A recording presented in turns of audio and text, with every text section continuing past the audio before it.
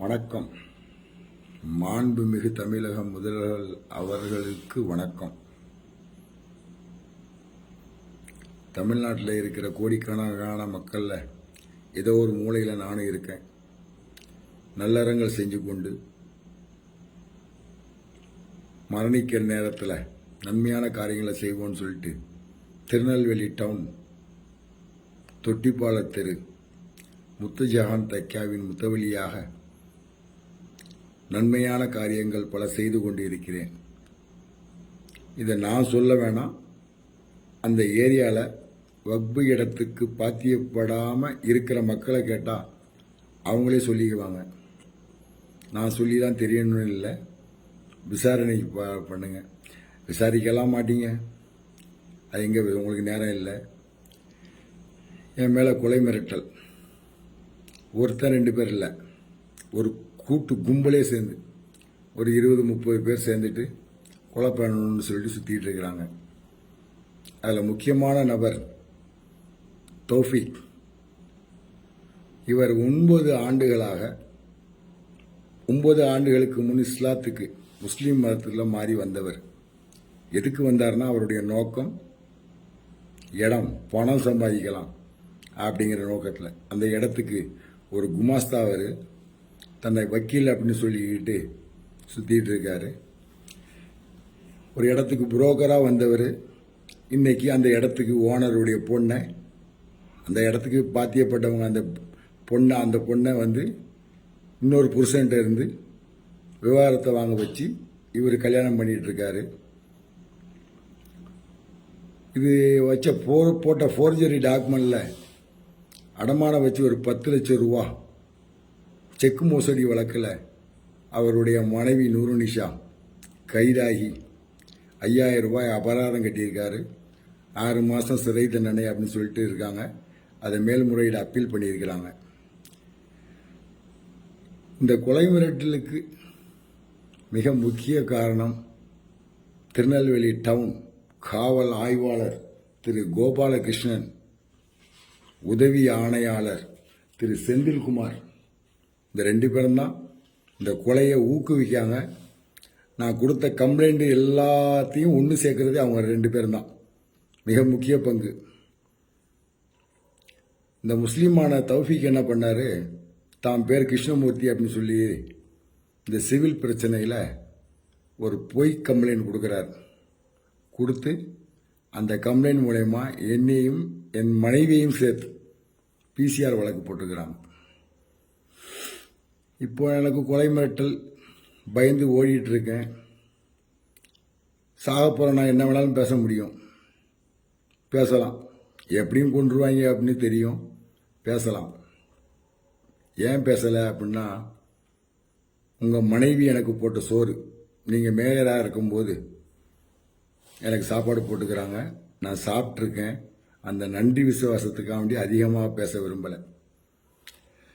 பிரச்சனைக்கு வரேன். இந்த பிரச்சனை என்னென்ன காரணம் அப்படின்னு பார்த்தா, ஒரு ஃபோர்ஜரி டாக்குமெண்ட் அமீர் பீவி எழுதி கொடுத்தவன் பாவம், ஒரு 85 வயசு கிளவி சாவ போகும்போது அவள் பேரில் சேர்ந்து இவன் இந்த தௌஃபிக்குடைய கிரிமினல் வேலை அவன் பேத்திக்கு எழுதுகிற மாதிரி ஃபோர்ஜரி டாக்குமெண்ட் போடுறான். இந்த டாக்குமெண்ட்டு அமீர் பீவிக்கு இந்த சொத்துக்கும் சம்பந்தம் இல்லைன்னு சொல்லிட்டு வட்டாட்சியர் மிக தெளிவாக அறிக்கை கொடுத்திருக்கார். இது சம்பந்தமாக வக்பு தீர்ப்பாயத்தில் 303/18 வழக்கு தொடர்ந்து நடைபெற்றுக்கிட்டு இருக்கு. இந்த 36 சென்ட் இடத்து பக்கத்தில் டவுன் சர்வே ரிப்போர்ட்டில் கூட 2010 வாங்கினதில் முர்த்துஜாகான் தைக்காவுக்கு பாத்தியப்பட்டது தான் 2591 அப்படின்னு தெளிவாக இருக்கு. இந்த 36 சென்ட்டுக்கு பக்கத்தில் ஒரு 2.5 சென்ட் இடம் அவரும் ஃபோர்ஜரி டாக்குமெண்ட் போட்டாருன்னு அவர் மேலே நான் வழக்கு தொடர்ந்து வக்போர்டு சார்பாக வழக்கு தொடர்ந்து அந்த இடம் நம்ம வக்புக்கு சாதகமாக தீர்ப்பாகி ஸ்டே வெக்கேட் பண்ணி மேற்படி இடத்துல இருந்தவங்க ஒத்துக்கிட்டு அவங்க இடத்த திரும்ப வக்போர்டுக்கே ஒப்படைக்கிறோன்னு எழுதி கொடுத்துட்டு போயிருக்காங்க. தோத்த கேஸுக்கு அவளுக்கு நஷ்டீடும் கொடுத்துருக்கேன். கோர்ட்டில் வச்சு ஜட்ஜு முன்னாடி எழுதி வாங்கி அந்த வழக்கு விடுபட்டுச்சு. மேற்படி இடத்துல நான் ஒரு ஷெட் அமைக்கேன். வக்புக்கு வருமானம் வேண்டும், அது ஏழைகளுடைய சொத்து, அதுக்கு வருமானம் வேணும்னு ஷெட் அமைக்கும் போது இந்த தௌஃபீக் அலை கிருஷ்ணமூர்த்தி அப்படின்றவர் என்கிட்ட தகராறு பண்ணுறாரு. போலீஸ் உடந்தையா இருக்கு. அப்போவே நான் என்ன பண்ணுறேன், அவர் மேலே ஆய்வாளர்கிட்ட நேரடியாக ஒரு மனு கொடுக்கேன். 9/12 வாங்கிட்ட ஆய்வாளர் அது என்ன பண்ணான்னு தெரில. திரும்ப 10ஆம் தேதி ரீஷ தபால் அனுப்புகிறேன். இது நாள் வரைக்கும் எந்த நடவடிக்கையும் மேற்கொள்ளப்படலை. 1. 2வது, ஏப்ரல் 17ஆம் தேதி 2023 நீதிமன்ற உத்தரவு ஸ்டே வெக்கெட் ஆகிருக்கு. நீதிமன்றத்தில் இருந்து ஆர்டர் வாங்கியிருக்கேன். சிசிடிவி கேமராவில் அவர்கள் செய்த எல்லா செயலும் பதிவாயிருக்கு. கொலை மிரட்டல் விட்ட ஆடியோவையும் கொடுத்துருக்கேன். இது நாள் வரைக்கும் இது மேலே நடவடிக்கை மேற்கொள்ளப்படவில்லை. வாய்தா போய்கிட்டே இருக்கு. வர்ற 20ஆம் தேதி திரும்ப வாய்தா போட்டுக்கிறாங்க. விசாரிக்க மறுக்கிறார். இன்னொரு நபர், இவர் தான் மிக முக்கியமான நபர். இதில் ஒரு தொழில் அதிபர், திராவிட கழகத்துக்கு ரொம்ப நெருக்கமான ஒரு நபர் இதில் சம்பந்தப்பட்டிருக்காரு. இவர் மேலே பல குற்றச்சாட்டுகள் திருநெல்வேலி மாநிலத்தில் மின்சார வாரியத்தில் இருக்கு. அருணன் அவருடைய பேர். இவங்கெல்லாம் சேர்ந்து மொத்த பேர் இப்போ இருக்கிற இந்த அக்யூஸ், இந்த நான் கொடுத்த புகார் மனுக்களில் உள்ள எதிரியெல்லாம் சேர்ந்து ஒன்று சேர்த்தது போலீஸ் சேர்த்து எல்லாரும் சேர்ந்து இப்போ என் மேலே பிசிஆர் வழக்கு தொடுத்திருக்காங்க. இந்த நபர் ஃபோர்ஜரி கையெழுத்து, என்னுடைய கையெழுத்தை போட்டு என்னுடைய லெட்டர் பேர்லேயே கம்ப்யூட்டர் மூலமாக கணினி மூலமாக மாற்றி என் கையெழுத்தை போட்டு, ஒரு இடத்துல அவர் தனியாக ஒருத்தர் கையெழுத்து போட்டு அவர் பேரில் மின்சாரத்தை, என் பேரில் இந்த கரண்டை அவர் பேருக்கு மாற்றிருக்காரு. அதை திரும்ப போராடி மின்சாரத்தில் என் பேரை மாற்றிட்டேன். ஆனால் ஃபோர்ஜரி கையெழுத்து போட்டது தப்பு தானே. அது சம்பந்தமாக ஆன்லைனில் கம்ப்ளைண்ட் கொடுத்தேன். உங்கள் கோரிக்கை ஏற்றுக்கொள்ளப்பட்டது அப்படின்னு உடனே விஷயம். நான் என்னடா ஐயோ சூப்பர், உடனே இந்த நடவடிக்கை எடுத்துருவாங்க அப்படின்னு சொல்லிட்டு, பரவாயில்லையே ஆன்லைன் கம்ப்ளைண்ட்னா உடனே நடவடிக்கை எடுப்பாங்க அப்படின்னாங்க. ஒரு 3 நாளைக்கு முன்னாடி கேஸ் டிஸ்போஸ் அப்படின்னு வந்துருச்சு. விசாரணையே பண்ணல, என்னை கூப்பிட்டு கேட்கல, என்னன்னு கேட்கல, அவனோட கேட்கல, கேஸ் டிஸ்போஸா.